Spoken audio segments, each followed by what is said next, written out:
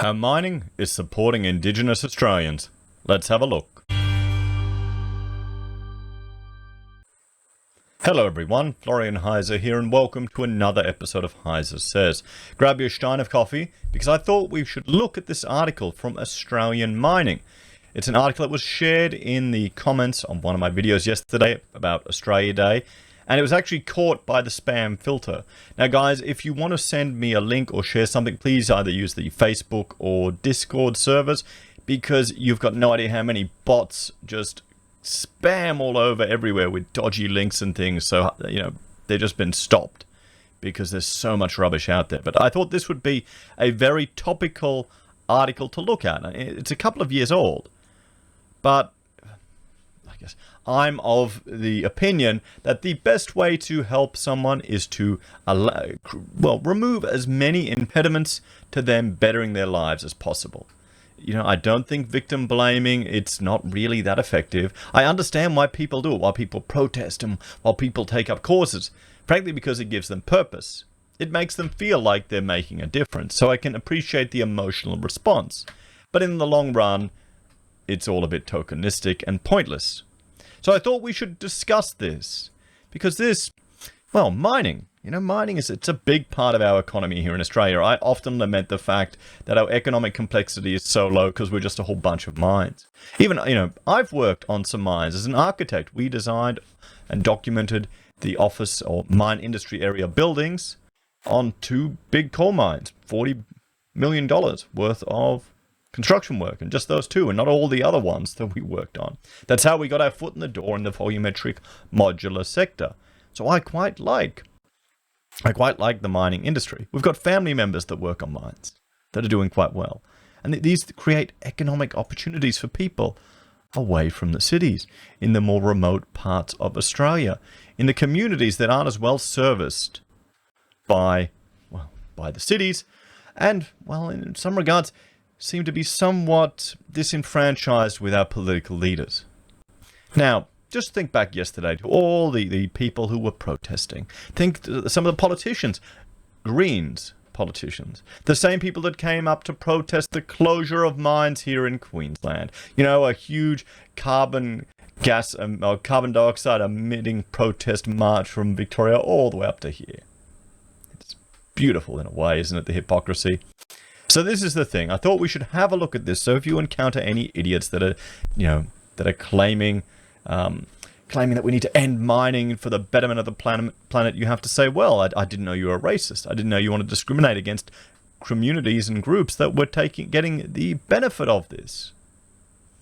Because that's the thing. All of these interventions environmentalists and leftists want to make to the economy, which will make absolutely no difference. And I'll bring up this quote from Dr. Alan Finkel, our chief scientist. If all of Australia's carbon emissions, I'll paraphrase, were removed, it would make no difference to the planet. So really, you're calling for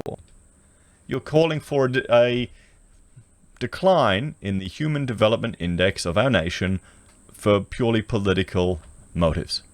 There's no benefit to it. Now, do people not see that? That's what I'm thinking. I'm thinking they're just very shallow in their thinking, and they don't understand the implications of what they're calling for. So anyone who's going against mining is going to really put a dent in an employment opportunity for some of the communities that are worst off in the country. Yeah, that's what we want, isn't it? Yeah, so you can feel good sipping your bloody latte in Melbourne. So let's have a look at this. Research from the Asia and Pacific Policy Study Centre found the number of Indigenous Australians working in the mining industry has more than doubled since the 1990s, rising from hundreds to more than 7,000 by 2011. I know this is dated, but it shows you the trend. The surge after 2011 has been attributed to the increase of Indigenous land use agreements between mining companies and Indigenous communities, which allow negotiations over several native title factors, such as compensation, protection of cultural sites, and future acts. The study also found higher employment rates for Indigenous Australians in regions with mining activity. There we go! Employment. Having a job gives you a sense of purpose. As a man, it allows you to provide for your family. And traditionally, maybe some of the new age blokes might not appreciate this, but traditionally it is important in your in being a provider. Okay, and that's kind of the old gender roles tend to creep back when you have a family and you're working together as a team, guys. Okay, they kind of creep back. You want to work together. You divide and conquer. That's the strategy. In remote areas, the overall Indigenous employment rate in mining areas was 4 percentage points higher than in non-mining areas, 43% compared with 39%. And the rate of full-time employment was 5 percentage points higher, the study said. In non-remote areas, there was an even more marked difference, with 55% of Indigenous people in employment compared with 48% in non-mining areas. And the full-time employment rate in mining areas was 7 percentage points higher. These are all good things. This is what you want. You want people to work. If people are concerned about the gap, and we really should be, between the quality of life of Australians living in the suburban areas and those living in the remote areas, and the difference between non-Indigenous and Indigenous Australians, we need to look at ways that people can work, because then you better yourself. That's it. Don't people see? To me, this seems like common knowledge. Perhaps it's just my upbringing, but it seems like, is this common knowledge to everyone else watching? Let me know in the comments. You know, you give a man a job, you give someone a job, it betters their entire life. So, but it's not just in employment that mining companies support Indigenous Australians, with various school programs, scholarships and training opportunities provided as well.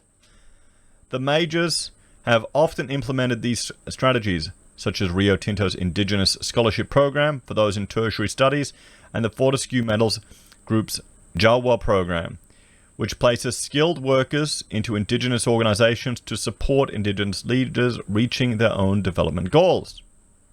And better yet, in August this year, an Indigenous-owned mining and training center was opened in the Northern Territory, established by the Gamati Corporation in the northeast Arnhem Land, with support from Rio Tinto. And the Gulkula Regional Training Center and Gulkula bauxite mine operation is set to bring economic benefits to the local Yalnugu people. It is 100% owned by the clan. See, now, my only issue with this is that you've got the tribalistic or the clan ownership. I'd like to see it go one step further, where you start getting prominent individuals with the entrepreneurial skill to take the leadership there. That's the we need to get more of a free market and entrepreneurial, foster a free market and entrepreneurial spirit. But then again, a lot of Australians, non-Indigenous Australians, we need to foster that there too. So it's kind of like an Australia-wide problem. That's probably a different topic. BHP's approach to supporting Indigenous Australians.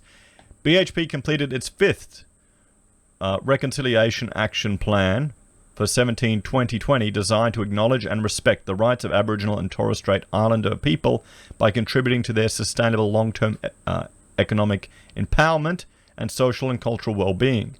WA Iron Ore Assets President Edgar Basto told Australian Mining that at the end of the previous RAP in 2016, the company employed 950 Aboriginal and Torres Strait Islander peoples across its Australian businesses, with several others employed through its contractors. He also commented on the benefit of its previous RAP. Around 300 Aboriginal and Torres Strait Islander apprentices and traineeships have been employed over the life of the most recent RAP, Basto said. Around $350 million worth of contracts has been awarded to Aboriginal and Torres Strait Islander businesses between 13 and 15. Over 100 Indigenous tertiary scholarships have been awarded since 2013, and more than 22,000 Australian-based employees were trained in cultural competency. Now, the only issue is, and I've seen this in construction, where they will just get a tokenistic Aboriginal owner and stick them on the board, who doesn't have to do anything. I think the traineeships and apprenticeships, that's where you're going to see the real future, right there. You know, you give people the skills to improve their own life. Is that such a hard concept here? Oh, and look who's doing this. Private business. Probably doing it cheaper too, and then they get the TAFEs out. That'd be a nightmare. Basto reinforced the importance of mining companies providing employment opportunities to Indigenous Australians. We know that providing sustainable opportunities in education, employment and business for Aboriginal and Torres Strait Islander people, the benefits flow both ways, he said. Many of our operations are located on or near traditional Indigenous lands, and the long-term nature of our operations allows us to establish long-lasting relationships with the Indigenous communities in which we operate and for those neighbouring our operations. We have agreements with traditional owners across Australia in relation to ensuring there is access to education, training and employment programs so traditional owners have the capacity to participate in direct employment opportunities with the business. BHP has noticed a number of benefits from the opportunities the company has offered Indigenous people. What we have seen is that employment opportunities with BHP often create a significant increase in income for Indigenous Australians, he said. This has positive impact on families, and we hear many stories of Aboriginal and Torres Strait Islander people who have been empowered to purchase their first home or support their family in other ways. Well, I mean, this is Australia, guys. It's all about buying a home. Oh, bloody hell. I hope we don't start getting property inflation in remote parts of Australia. That I can see it happening now, can't you? But good. That's good. You have your home, you have some stability. You have ownership. You want to improve it. It just takes longer than you anticipate, but still, you'll improve it eventually. And that's me talking to myself right there. We also believe that our Aboriginal and Torres Strait Islander employees are role models for others in their families and communities. And we believe that their employment creates a ripple effect for the next generation. Yes, that's right. That's the only way to conquer intergenerational poverty or intergenerational welfare dependency, is to get people working. And there can be cultural issues there too. I know some organizations, they hired Indigenous mentors, shall we say, to address some of the cultural issues for the long-term unemployed young Indigenous people they were getting for apprenticeships, builders here in Queensland, because, well, their dad may be in prison, no one has ever worked, so they may not have the right shoes, they may just not be used to working. And it's not really, well, it's more a poverty thing, to be honest, but still. This year, BHP announced plans to double the number of apprenticeships and traineeships it will provide in 2018, taking on 200 more positions as it expands its training program. Most of the intake will go to young people in the Pilbara, with a key target to award 1 in 5 of them to Indigenous people. Our 2018 campaign is still under recruitment, but I'm excited that the increase in the apprenticeship and traineeship intake will create further opportunities for Indigenous people in the Pilbara, he said. So adding contractors to the mix. Mining contractors have also maintained a strong position when it comes to Indigenous employment. West Australian Contractors, NEMMS, I'm sorry, I'm not going to try and pronounce that, which is 50% Indigenous owned, was founded nearly 5 years ago and undertakes both civil and mining works. NEMS JV CEO Clinton told Australian Mining one of the main focuses was linking the outcomes of Indigenous communities with their clients' outcomes. As a result, in the first 2 years of the company's development, it delivered 3 houses to displaced elders during the stolen generation, returning them back to their homeland. In the mining sector, the company began with an iron ore contract across Rose Hills Mine, rail and port infrastructure. It has also worked with Rio Tinto, Anglo Gold's Ashanti and Fortescue Metals Group. Keenan says the company aimed to deliver sustainable and tangible outcomes to Indigenous Australians. See, this is the thing. You want something really that's going to leave an impact to these people in these communities. All this other protesting, running around, tokenistic garbage, it doesn't leave a legacy or an impact. And that's the problem with people. I also know in the architecture school, you'd have groups going to remote communities to talk and engage, and then they'd design a funky toilet. A complete waste of time. It made people feel good. It made them. This is the problem. Activism makes people feel like they're doing something. It makes them feel like they're doing something, when you're not really. When you're not. What do you think is going to have more of an impact? Going activism, protesting, making a bunch of noise, or building some mines in remote parts of Queensland. What do you think will have more of an impact? I'm going to have another shot of coffee, and you let me know. What do you think will have more of an impact? Protesting the mines or building them? We've always been a company that has looked to be known by the developments we do, whether they be the development of outcomes for our clients or support of our partners in the community, he said. We are looking to essentially grow on the back of long-term opportunities under which we can develop long-term solutions for both our clients and the community. Keenan added that there was still more opportunities for Indigenous businesses in the mining industry. I think there's a definite void in the market for a credible Indigenous business that is able to take on what would essentially be some of the more complex scopes, he said. We've seen a lot of interest from larger Tier 1 mines looking to partner with us and support us as well for some of those more technically complex works. We see a definite opportunity to start to open up to large expansion programs in their portfolio and hope there will be an ongoing swing in the commodity environment so that we can continue to expand our scope, not only across the Pilbara, but also across other areas in WA and beyond. So there we have it, everyone, an article from Australian Mining from 2017, but something a bit positive. You know, that these projects that you get the idiots that are protesting are leaving a legacy and a benefit to some of these remote communities. Another example I'm going to bring up that I've mentioned it's probably been a while since I've mentioned this, and okay, I can't find it at the moment. Here we go. What is this one? Nope. No infrastructure. Okay, I'm not finding it now.